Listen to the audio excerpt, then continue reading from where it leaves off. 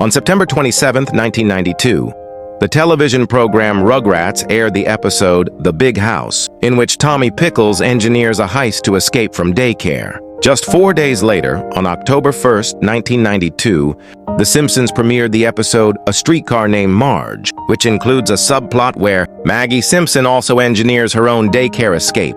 Both episodes feature authoritarian daycare employees with a strict, no-nonsense attitude. And interestingly, both shows were produced by the animation studio Klasky-Csupo. So, is this just a coincidence?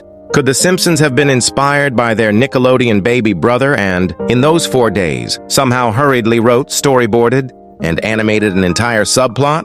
Did The Simpsons copy Rugrats? Or was Rugrats inspired by The Simpsons all along? This coincidence is honestly eerie in terms of how everything lines up.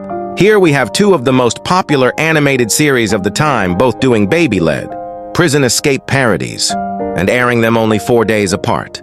Not only that, but A Streetcar Named Marge is literally the last episode of The Simpsons animated by Klasky-Csupo. On top of that, the Rugrats episode was written by co-creator Paul Germain, who also worked on several Gracie Films projects in the past, including The Tracy Ullman Show and a few episodes of The Simpsons. Season 1. He later created Recess, which I covered last time. So clearly The Simpsons had it out for this guy. Or maybe not. We'll come back to the production timeline later.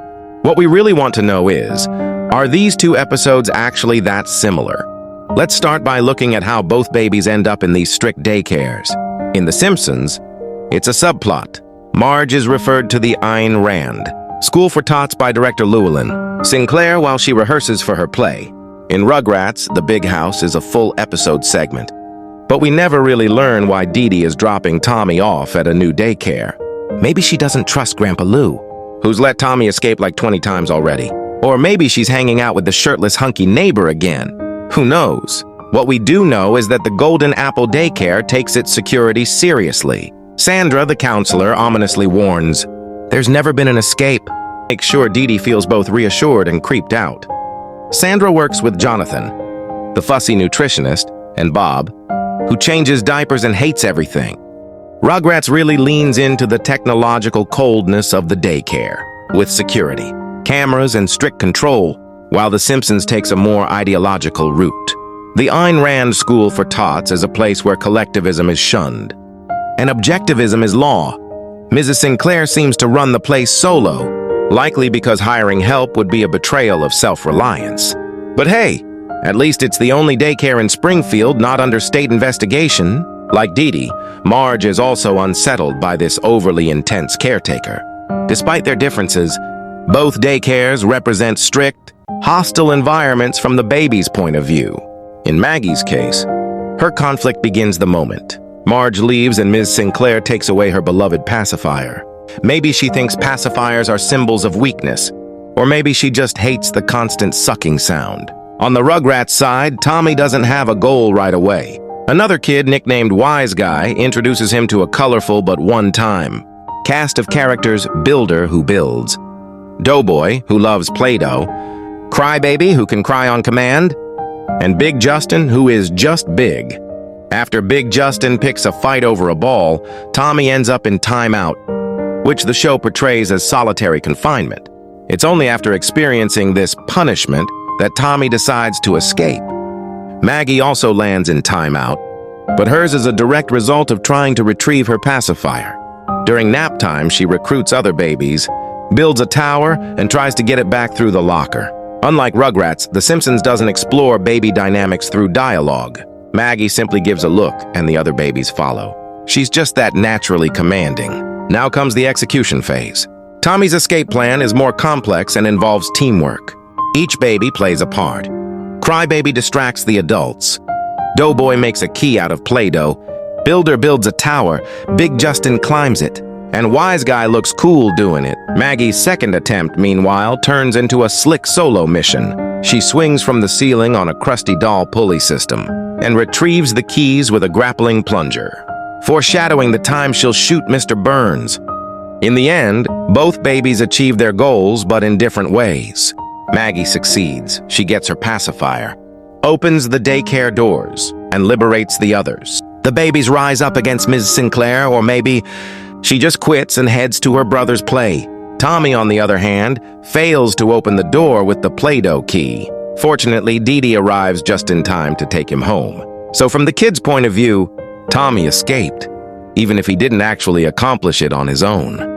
But don't worry, Big Justin's mom is here too.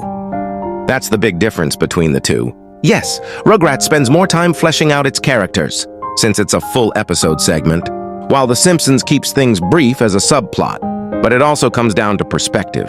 Rugrats is always from the baby's point of view, where a 5-minute timeout feels like eternity, and being picked up feels like a jailbreak. The Simpsons tells stories from a third-person, omniscient perspective, highlighting how absurd the adults are. Ms. Sinclair even calls Maggie a poor little dumbard, classic villain behavior. Structurally, both episodes follow a similar outline. Babies arrive at strict daycare. Something goes wrong. They end up in timeout. They build a tower. They try to escape. Both are parodying prison escape films like The Great Escape. Rugrats does it through dialogue and tone, while The Simpsons uses dramatic music and visuals. Maggie's goal is singular and driven. Get the pacifier. Tommy's is reactive. Get out after being punished. On my patented 1 to 5 butter scale, where 1 means completely different and 5 means total ripoff, I'm giving this a 3 butters. I could go either way on this one. If both babies had the exact same goal, it might lean closer to a 4 or 5. But despite the surface similarities and timing, the intent and execution reflect the unique styles of their respective shows. So what makes this comparison so fun, and maybe even suspicious, is that 4-day gap and the Klasky-Csupo connection. Now, just to be clear, these videos are meant to be fun and a bit silly, not actual conspiracy theories. I don't think The Simpsons stole from Rugrats, or vice versa. This could be one of those cases of parallel thinking. 2 shows happening to arrive at a similar parody around the same time. Maybe there was some great escape. Nostalgia in the air in the early 90s. In the end, while The Simpsons gave us their own spin on the concept, Rugrats kinda sorta did it first, just barely. Or maybe not. Let me know what you think in the comments. Did you ever group these episodes together as a kid? Do you think the similarities go deeper? And are there other shows that might have beat The Simpsons to the punch? I've loved your suggestions so far. From Bob's Burgers camping trips to American, Dad's paranoid neighbors, to a masked figure throwing pies at the Smurfs. And of course, there's always SpongeBob and Garfield lurking in the shadows. Let me know where we should go next. And as always, thanks for watching.